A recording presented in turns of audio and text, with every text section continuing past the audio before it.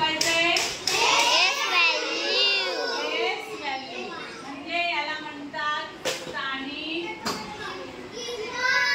काय म्हणतात? स्थानिक किंमत. अंकाची स्थानिक. बरोबर आलं लक्षात? आता बघा स्थानिक किंमत. आपण काल एक्सपांडेड फॉर्म पाहिला म्हणजे प्लेस व्हॅल्यू पण त्याच्यामध्ये आली. इकडे लक्ष बघा. फर्स्ट एक्झाम्पल 698 बरोबर. असा नंबर घेतलाय मी 698.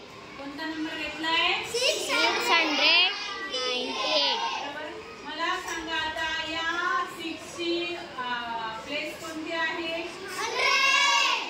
या 9 ची प्लेस कोणती आहे? या 8 ची प्लेस कोणती आहे?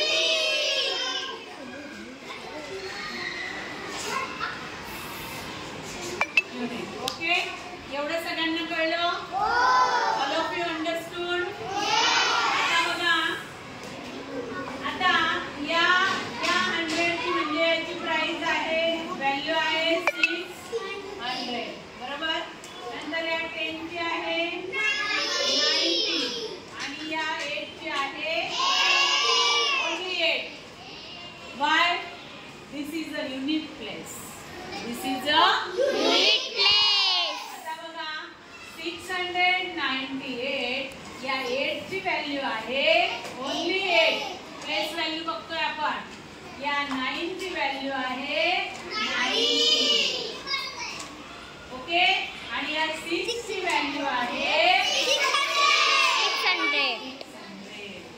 याच्यावरूनच एक्सपांडेड फॉर्म काय तयार होतो बघा.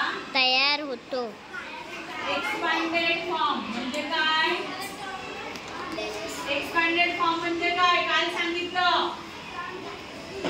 हा एक्सपांडेड फॉर्म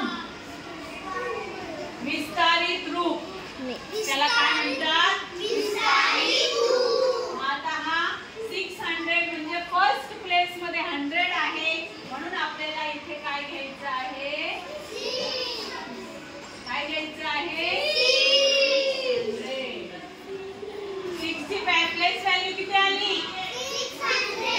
प्लस 9 ची प्लेस व्हॅल्यू प्लस 8 ची प्लेस व्हॅल्यू. 8. याला म्हणतात विस्तारित रूप. दिस इज अ एक्सपांडेड फॉर्म. काय म्हणतात याला? विस्तारित रूप. कळलं सगळ्यांना? Do you understood? येस और no? Yes or no? So today we are going to learn expanded form and place value. All of you understood? कोणाला काही शंका आहे का?